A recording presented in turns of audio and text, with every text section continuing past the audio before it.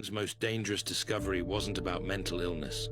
It was about people who see everything others miss, and why this ability destroys them.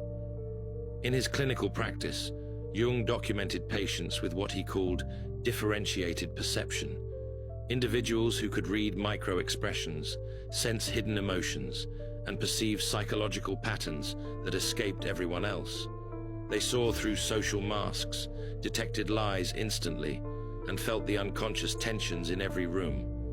Jung called this discovery dangerous because these people consistently ended up isolated, exhausted, and unable to maintain normal relationships.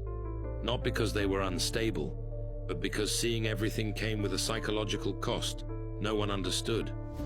Today, I'll show you Jung's most dangerous discovery about people who see everything, and why he believed this rare ability either destroys you or transforms you into something extraordinary. The introverted intuitive type, comprising roughly 1% of the population, who don't just feel deeply, but perceive unconscious patterns with startling clarity. Jung observed that these individuals have what he called differentiated intuitive function.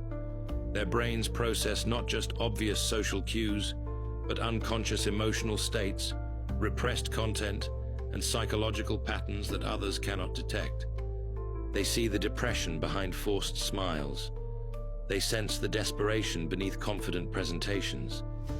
They feel the collective shadow that groups unconsciously agree to ignore. Jung wrote, "The danger lies not in the perception itself, but in the psychic isolation it creates. When one sees clearly what others cannot or will not see, one becomes a mirror that society cannot bear to look into."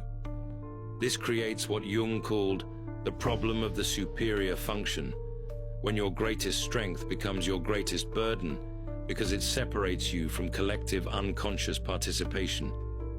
But Jung discovered the real danger wasn't the perception itself, because people with highly differentiated perception see others' unconscious contents clearly. Therefore, they become targets for what Jung extensively documented as shadow projection, where people unconsciously attack them for reflecting what they refuse to acknowledge in themselves. Jung wrote in Psychology of the Unconscious, "Nothing has a stronger influence psychologically on their environment, and especially on their children, than the unlived life of the parent." But he discovered this principle extended to all relationships.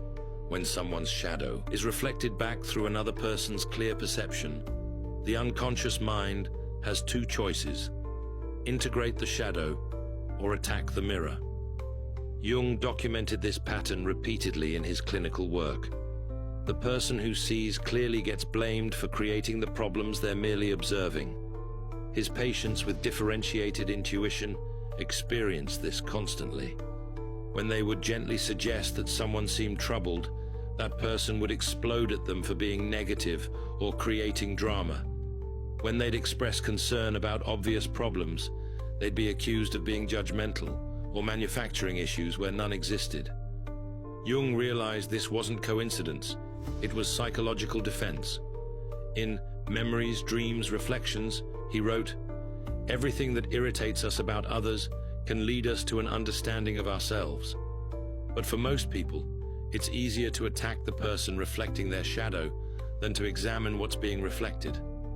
This creates what Jung called the scapegoat phenomenon. Highly perceptive individuals often become the designated problem in every group they enter,